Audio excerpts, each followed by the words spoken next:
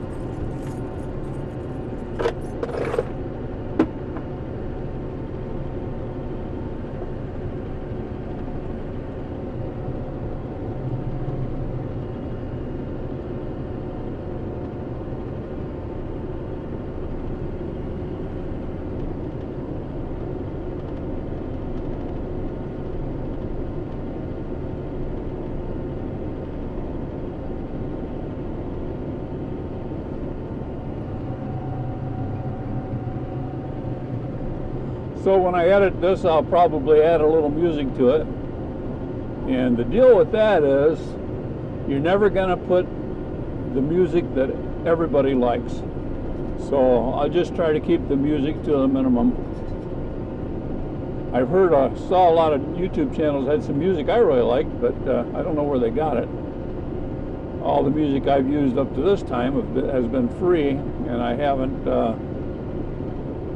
gotten any subscriptions that I have to pay for music, because YouTube's not paying me for my videos because I don't have enough followers. Once that takes place, then if I get enough followers, then yeah, I can explore that a little more. I did took my 8mm films that I took when I was overseas in Vietnam and made them into a video, and then I posted that on YouTube, and the initial version of that I've got for myself and for friends of mine that I've given it to. I have the appropriate music of that day, but to publish that on YouTube would probably be very expensive. The old rock and roll that we listened to when we were over there back in 67 to 70. I was there summer of 68 to spring of 1970. And of course, back in that day, that age, you're really into the music, and I was. Some guys maybe weren't, but all the guys I knew were. So it's kind of neat to watch it with that music playing in the background. And it's 8mm. It's pretty nasty. But hey, that's what I had back then. I can't imagine the young guys now. I wouldn't want to be where they're at. Afghanistan and Iraq. My son-in-law just came back from Kuwait, and he was in Iraq also. But they could take some nice smooth video with the equipment we have today, just with a little GoPro or DJI action camera like this. You can take some neat video. I wouldn't imagine they would allow them to use drones over there, but here, if you get your license and get a drone, you can make some nice video for your YouTube channel with the drone. As long as you follow the rules, everything's cool.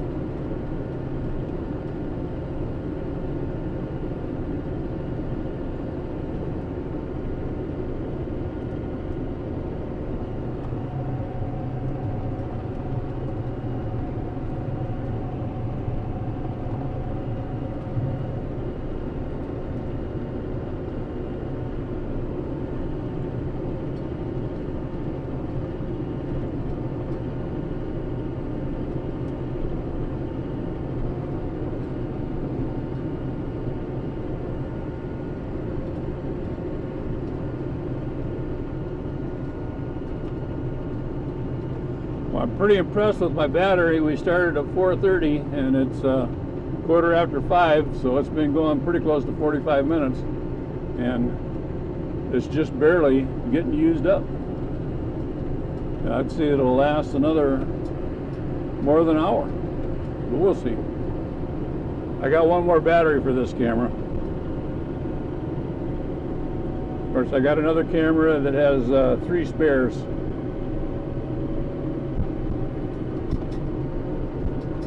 But the batteries for that aren't compatible with this one. 2 different models. So this is a beautiful place to ride. Oops, here comes a sled. Or a car. No, 3 sleds.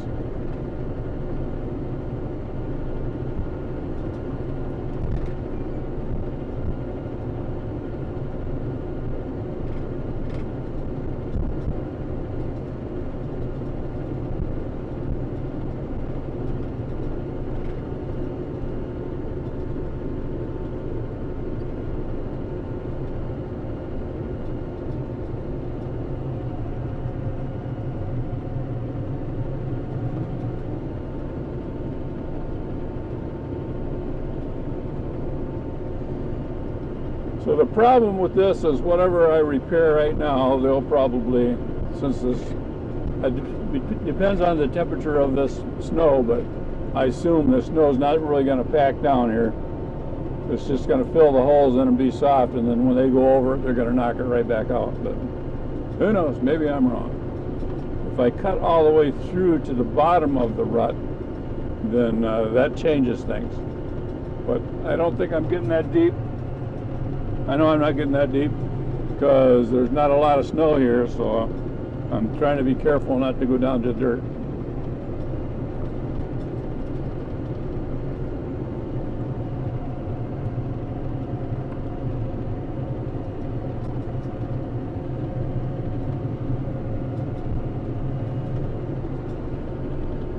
At least we can flatten it out from side to side a little, hopefully.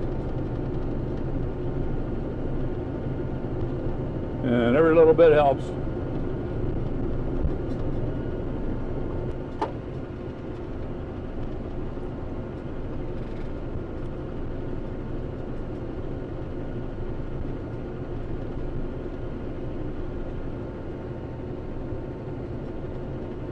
So again, if I didn't say, this is Trail 7 going north out of Grayling, and we will split off from it at Frederick. We will take then 679 across to 79, actually up to Blue Bear, which is 79. We have a couple coming up tonight.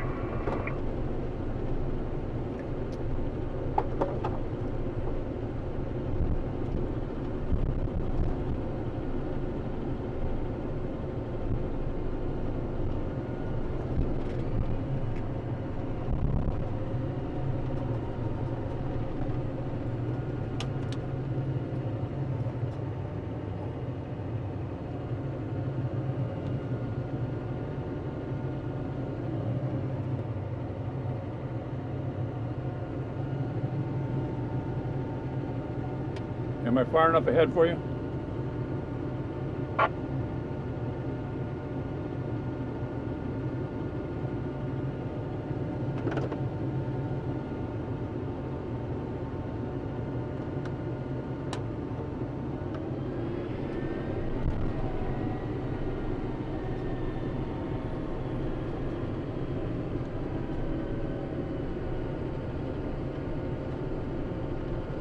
I don't know if you can hear Tom on the radio when he calls me.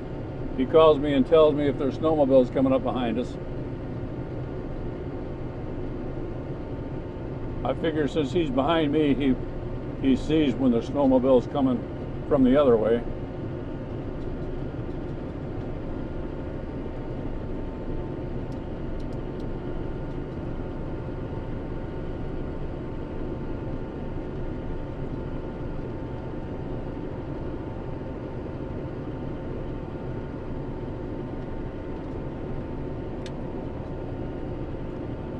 I've always kind of liked this spot. It is really rocky at the top, sandy at the bottom. So I think the reason the rocks are here is because the water washed all the sand away from them. And the reason the sands are at the bottom is for the same reason.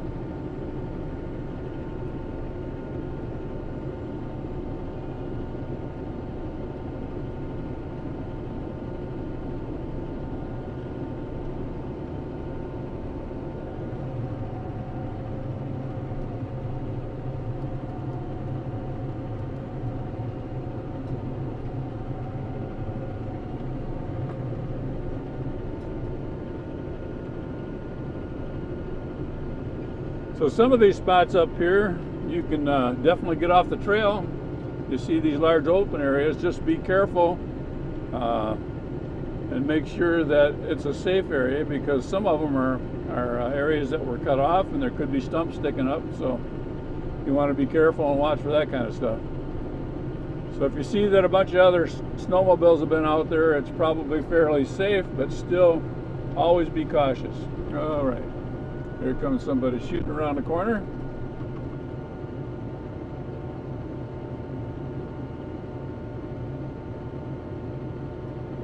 Anybody else back there?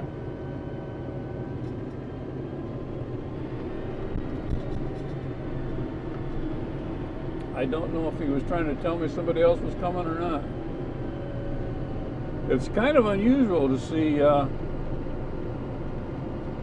lot of single riders. But since it's early in the season, this might be local guys, you know? Who knows?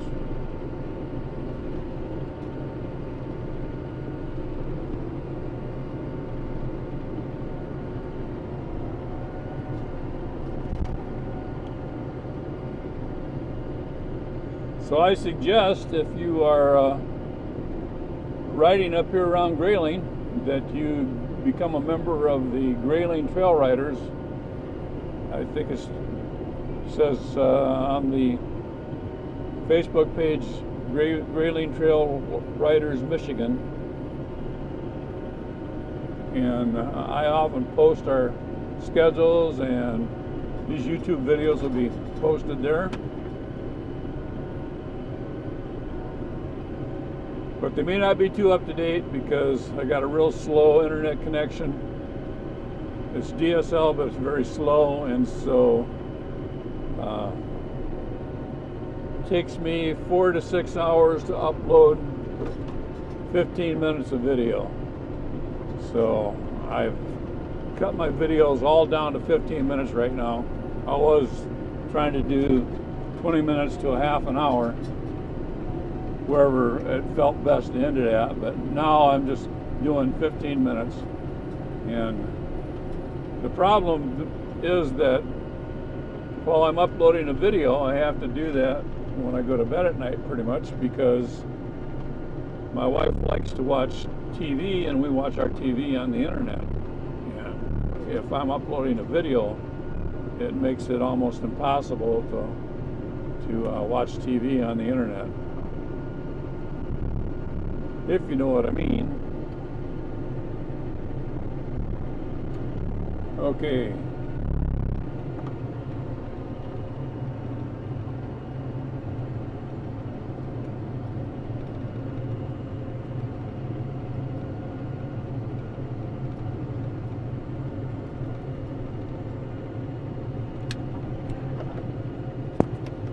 It's important that you lift for this road here, Tom.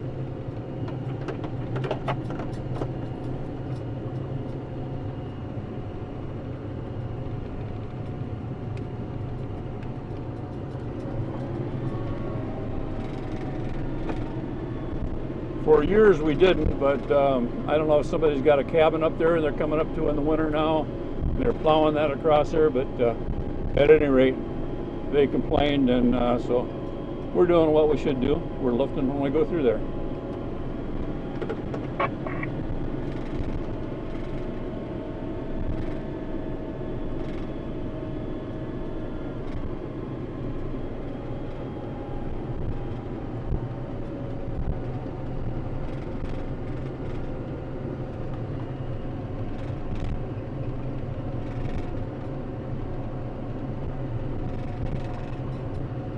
There's a little bit more snow here, I think, so I can cut it just a little bit deeper.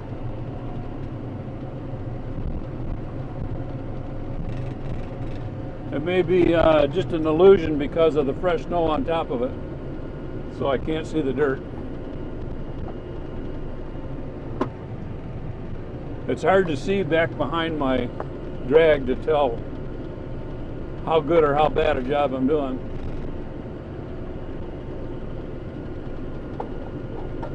But my partner's back there, and he'll tell me if I'm doing too bad a job.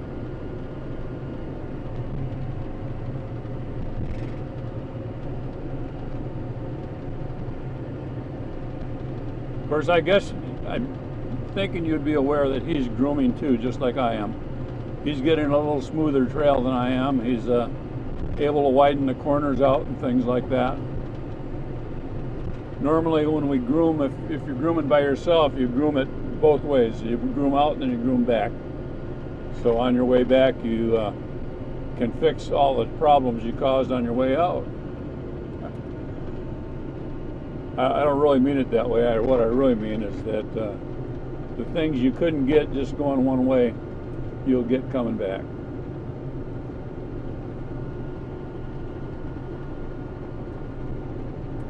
Yeah, seen a sled.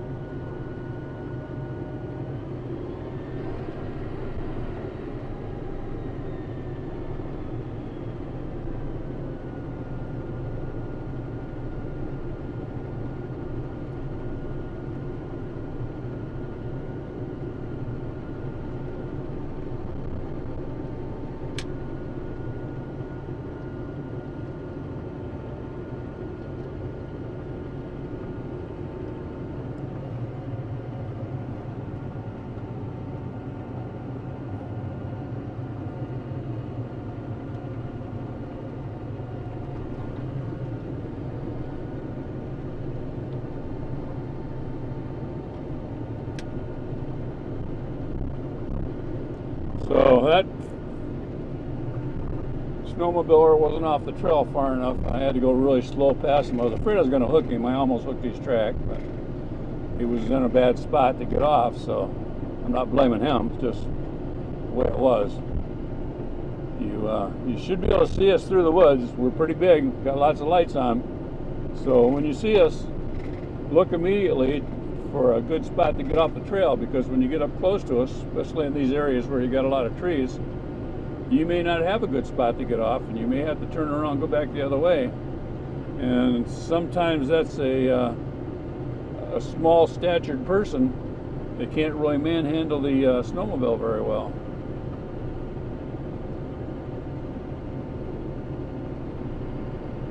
I feel sorry for him, but there's not a lot I can do to help him. Here's somebody coming again in front of us. Now they got plenty of room to get off the trail here.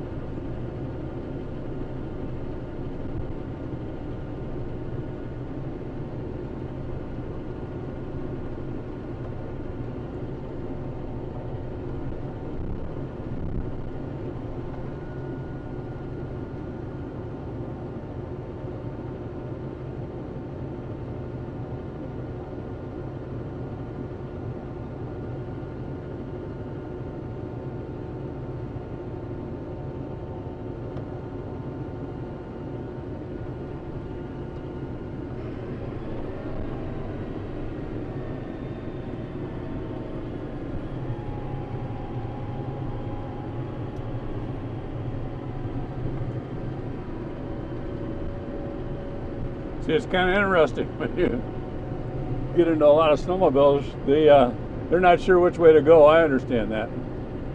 It's not a problem. I just try to keep my patience up. Now, if I'm out here 3 times a week until March, my patience might run a little thin, but it won't be their fault still. It'll be my fault if that happens.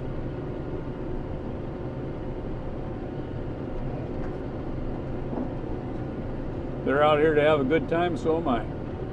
My good time is in a nice warm cab.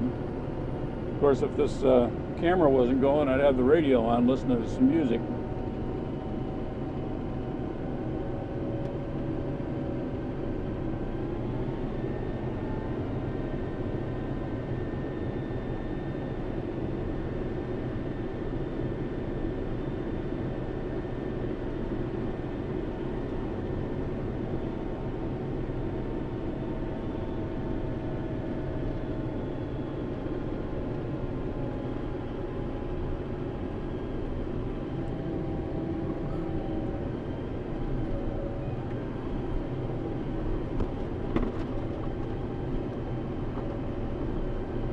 So, been going for a half an hour, or for an hour, and I've used about half of my battery.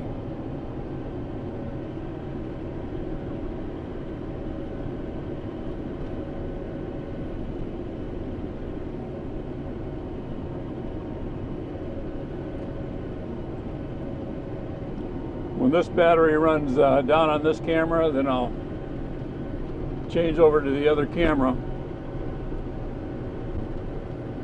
And like I said, I got 3 spare batteries for it.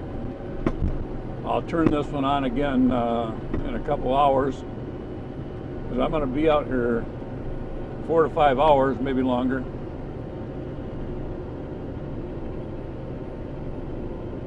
Could be 6 hours. With the a lot of snowmobiles, it really slows us down.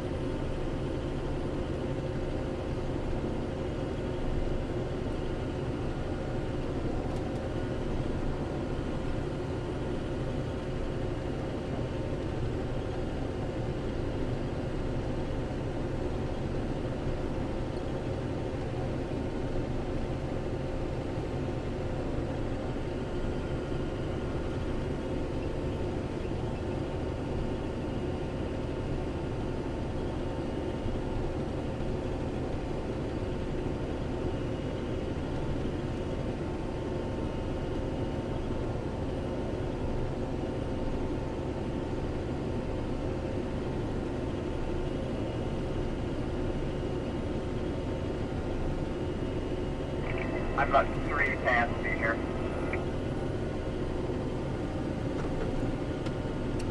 Okay, I just got past a good spot for him to pass me, but I see something coming.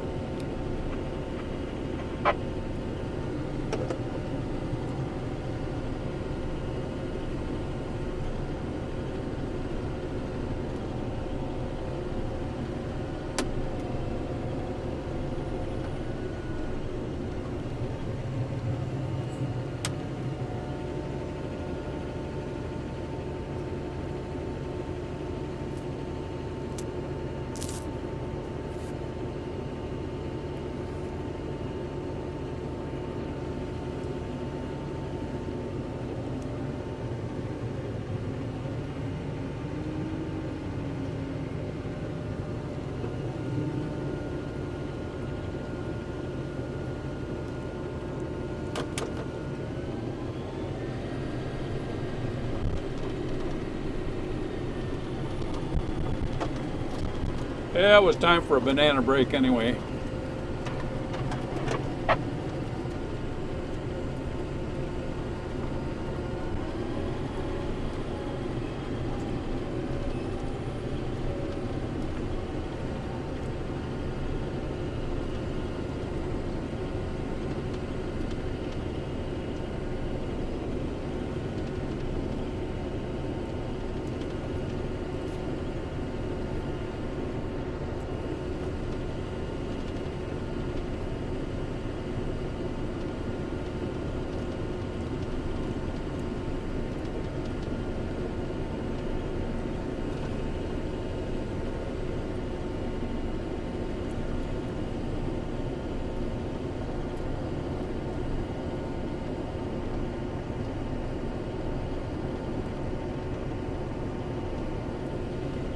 That was a nice banana.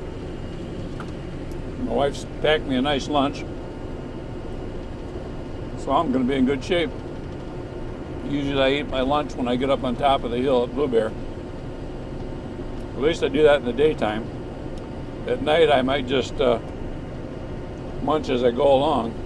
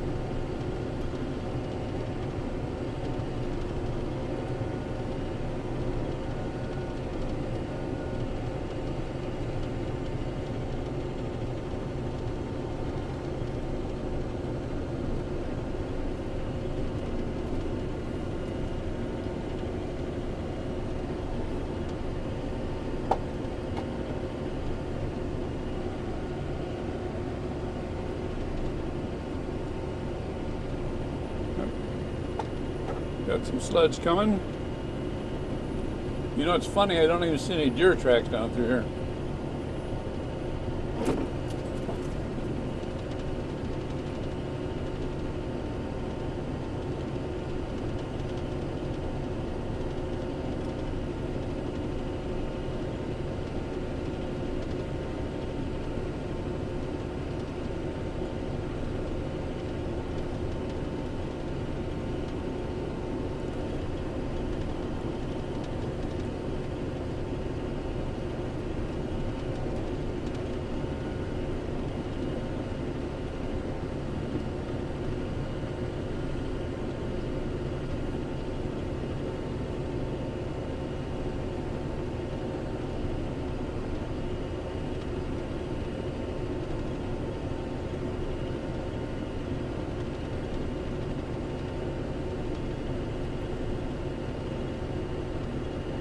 Yep, comes another sled.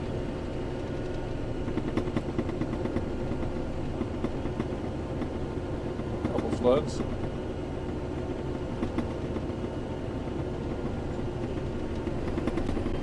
Their lights are so bright I can't tell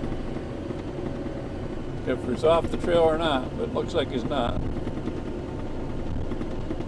Now he is.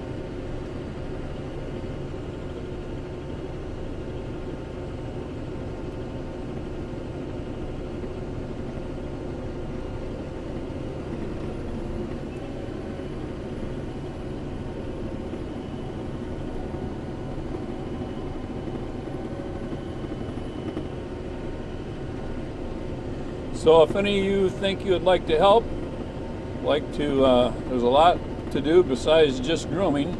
There's maintenance on the tractors. They got to be greased every week or 2 weeks. And also, we work in the autumn, we go around and do all these signs you see. We also cut the brush. Now, mostly we do that with the tractor, but there's a little bit of that's done by hand too. A lot of times while we're doing the signs, we're doing brushing. Take nippers with us and take care of the brush that's hanging in the trail. We like to keep all that brush that's going to hit the tractor when it gets snow on it, like you're seeing happen here. I've got a mower that fastens to this tractor and goes right up over top of the tractor. So the trouble is, in the fall when I do that, there's no snow on those limbs, so they're up a lot higher. And when they get snow on them, they a lot of times hang down, the tractor hits them. So I just try to guess which ones that's going to happen to and cut them all out. And a lot of stuff on the side of the trail that's encroaching in the trail, and cut that out too. But anyway, like I was saying, just reach out to Snowmobile Club where you snowmobile, and if you can commit to a little time, at least maybe 1 day a week, or maybe you're going to be up here for 1 month a year and you would like to help out during that month, and you could come out and groom a couple times a week, that'd be great. So as an old retired guy, I groom often 3 times a week. And we haven't had much snow in the last few years, so I haven't groomed for more than a couple of weeks. But since this snow started at the very first of the year, see, now here's a limb hanging down that I'm going to be really careful with so it doesn't rip my antennas off or my lights off.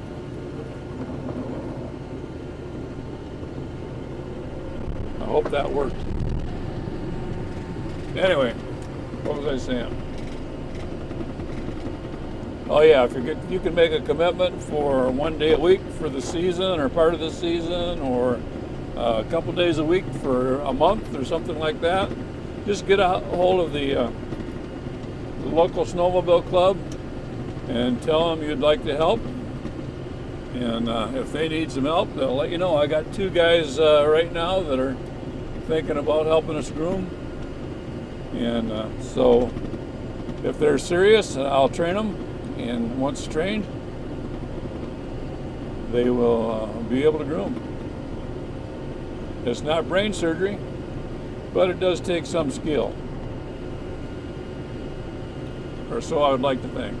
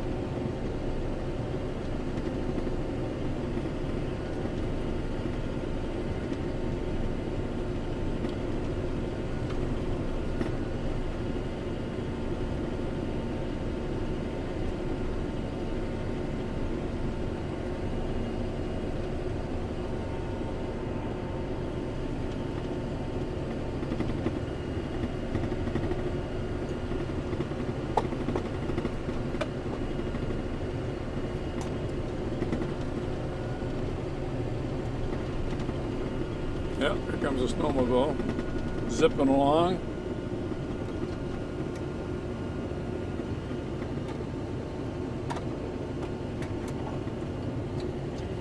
You guys are gonna have to get off the trail. I can't get off it for you.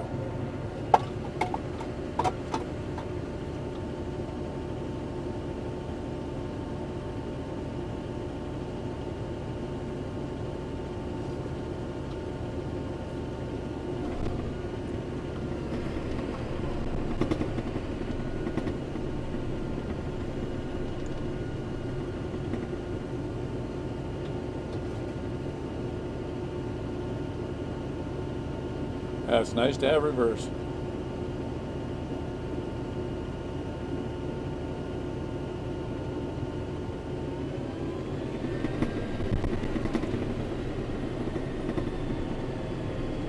Well, they could have got off the trail right here. There's plenty of room.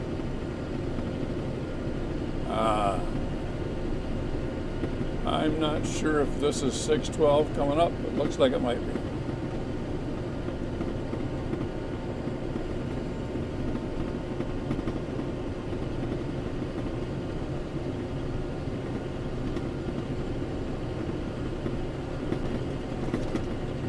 Yep. Okay.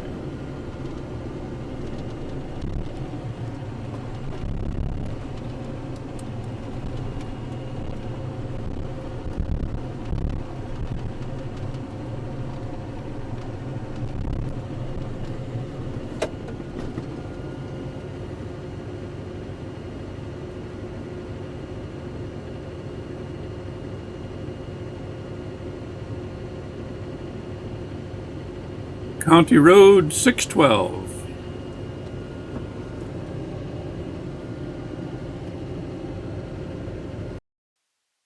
Hey, this is going to be where we'll start in part 3. I was going to go a little bit farther, but my wife thinks that that would be too long. She's probably right, so I'll take her advice. So this is County Road 612, just, about a mile, I think, east of downtown Frederick. So we'll go about a mile north here and turn left and cross Old 27, and we'll get on Trail 679. So anyway, thanks for watching. Hey, be sure to like and subscribe, and we'll see you on the next one. God bless.